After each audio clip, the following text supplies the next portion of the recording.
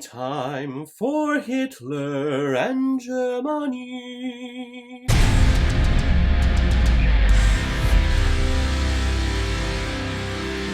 JoJo Rabbit, released in 2019 and is directed by Taika Waititi, who's behind such films like What We Do in the Shadows and Thor Ragnarok. He also played the best friend in the movie Green Lantern. Just putting that out there. I'll also put out there that What We Do in the Shadows, the TV series, is one of the funniest shows I've ever watched. If you haven't seen it, or if you're not caught up, please watch it right now. Stop what you're doing, go watch it, binge watch it, and then come back here and listen to the rest of this review. And this film is starring Roman Griffin Davis, Thomasin McKenzie, Taika Waititi, Rebel Wilson, Stephen Merchant, Archie Yates, Sam Rockwell, and Scarlett Johansson. JoJo Rabbit follows the young life of JoJo and his application to the Hitler Youth Summer Camp. JoJo has been enthralled with the message of the Fuhrer, and he will give 110% to make sure that the Fuhrer's mission and the Germans win the war. And to help him do it, he manifests a glorified version of Adolf Hitler, who is always there whispering into his ear. However, his world is thrown upside down when he discovers that his mother is hiding a little Jewish girl in their house. And this film was nominated for several Academy Awards for 2019, including Best Picture, Best Supporting Actress, and Best Adapted Screenplay. Now, when you read that plot synopsis down on a piece of paper, it can be very scary, because this film on paper seems like it's glorifying Nazis and glorifying the message of Hitler and the genocide that he was promoting, and how warmongering and how he wanted to conquer the entire planet and mold the world as he saw fit with an Aryan race. But that is one of the many talents of Taika Waititi. He is able to take source material that is very serious and very scary like this and put a humorous twist on it to where it's not dumbing down the source material, and we don't ignore the evil that the source material promoted, but he's able to make a slight little pivot to that source material to where we, normal people that don't believe in all of this rhetoric, can tilt our head just a little bit and crack a smile. Because the thing to keep in mind with this film is that the viewpoint is from a 10-year-old boy. It is not from the viewpoint of the adults who should know better and know the difference between what's morally right and morally wrong. This is an innocent child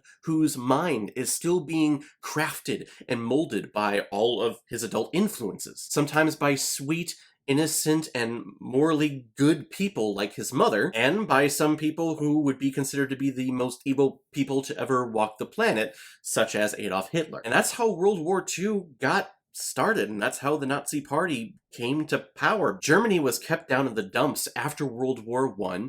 People were suffering, people were hungry, people were poor, they wanted someone to blame. So all of a sudden, here comes this mouthpiece called Adolf Hitler, who is telling them things that they want to hear, and telling them that, yes, we will be conquering again, we will be a proud nation again. So it's understandable how someone who is so young like JoJo, or someone in their teenage years, who can be brainwashed by that type of message and that type of power. And you'd think that we would not like JoJo in this movie, based on paper, what he promotes and what he believes in. But there is such a beautiful innocence to him that, yes, he is doing what he is told and what everyone else is doing. He's being basically peer pressured. But when it comes down to the difficult decision making, he has that inner angel inside of him that tells him that, oh, turning this Jewish girl in, that would be wrong. And turning in my parents, that would be morally wrong, because these are actually good people. This film is brilliant in its several shifts of tone. At first, we think this is going to be a straight-up comedy, heck, even maybe like a parody, kind of getting that Springtime for Hitler, the producers type idea about Hitler and the Nazis. But then in a couple of minutes, the tone completely shifts, and we realize that no, we're portraying real-life Nazis and real situations, the real-life Gestapo. And it's very weird going from completely laughing out loud to all of a sudden your hands are shaking because the tension in the room is so intense and you don't want people to get shot, because that's what happened back then if you didn't believe in the Fuhrer's teachings. Taika Waititi is a brilliant director, and he's becoming one of my favorite directors nowadays in the business. What We Do in the Shadows was a great different take on the vampire mythos that has been done to death in the last decade, and Thor Ragnarok breathes so much life into that character and into that universe, and again, made it funny, but also made it very serious and gave it a lot of stakes. And his portrayal of this young boy's idea of what Adolf Hitler is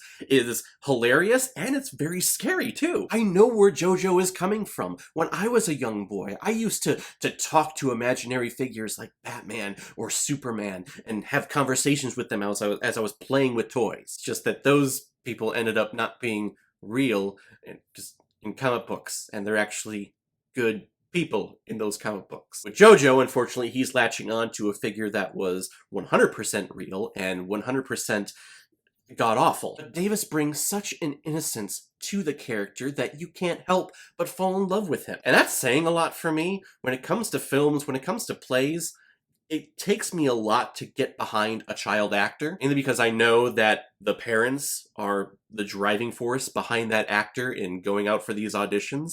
And as a theater kid myself growing up, I was, forced to do plays and forced to do auditions that I didn't necessarily want to do, but because my mother really wanted me to and forced me to do it, I understand the torture that can bear. So whenever I see a kid in a play or in a movie, I go, yep, it's the parents. But I think Davis was wonderful. He was fantastic. Again, he was innocent, and he had such a great natural knack to play humorous roles, but in the straight format. And also to play very dramatic moments and very serious moments. There's a moment in here where, I'm not going to spoil it or anything, but he's following a butterfly. And at the end of that chase, his world gets rocked, and it brings you to tears, and you see this boy just break down, but yet still keep that hard shell that he was taught to always have.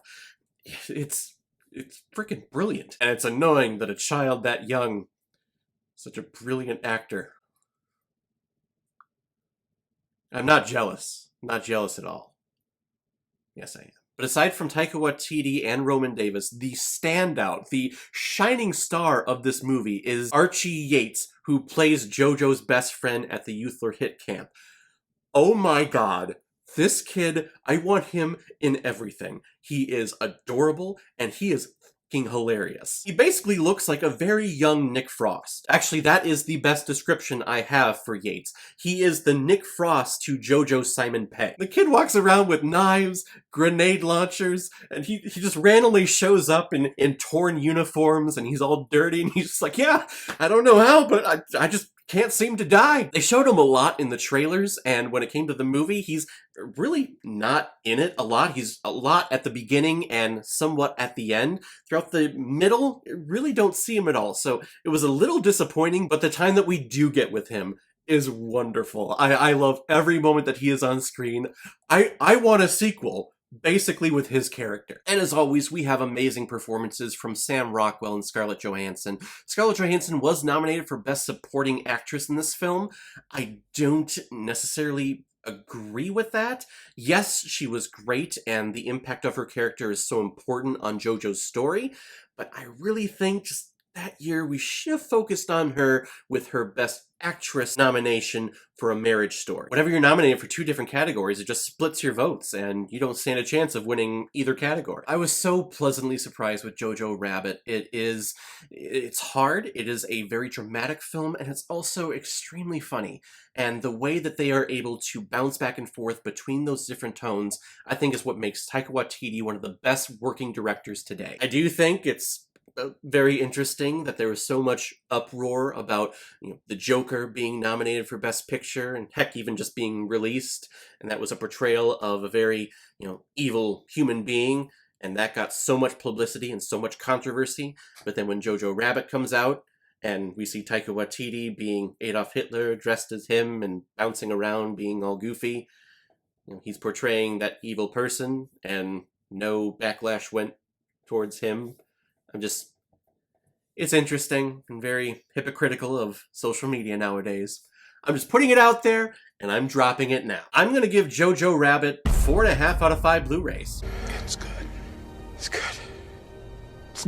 Alright everyone, now comes my favorite part in my videos where I pick which movie I'm going to be watching next. Next one comes as a recommendation from one of my subscribers. He is constantly on here commenting and sending me recommendations. Rusted Beetle, you recommended The Iron Giant. This is a movie that I know I've needed to watch, and so many people recommend it, but I've never actually seen it all the way through. I think I've seen this entire film, but never just in one sitting. It's always, if it's on TV, I catch one part of it, and then maybe I'll catch another scene online, but I've never watched it 100% all the way through. I know it's Vin Diesel, though, playing an inanimate object, so when you're typecast. But I'm very excited to check it out. Thank you everyone for the recommendation of JoJo Rabbit. If any of you have recommendations of films that you want me to review on here, leave a comment below this video or go to my Facebook page, my Instagram, or my Twitter and leave your recommendation there. And if I have access to it, I will watch, review it, and give you a shout on the channel. So guys, have you seen JoJo Rabbit? What did you think about it? Do you think it should have won Best Picture this year at the Academy Awards? Whatever you thought, comment below, let me know what you thought about it. And as always, if you like what you saw here, if you like my take on movies, then hit the subscribe button and make sure you hit that bell so you know the next time I release my next movie review. So guys, I will see you next time with my review of The Iron Giant. So in the meantime, be well, be good to each other, and go watch a movie. Take care, guys.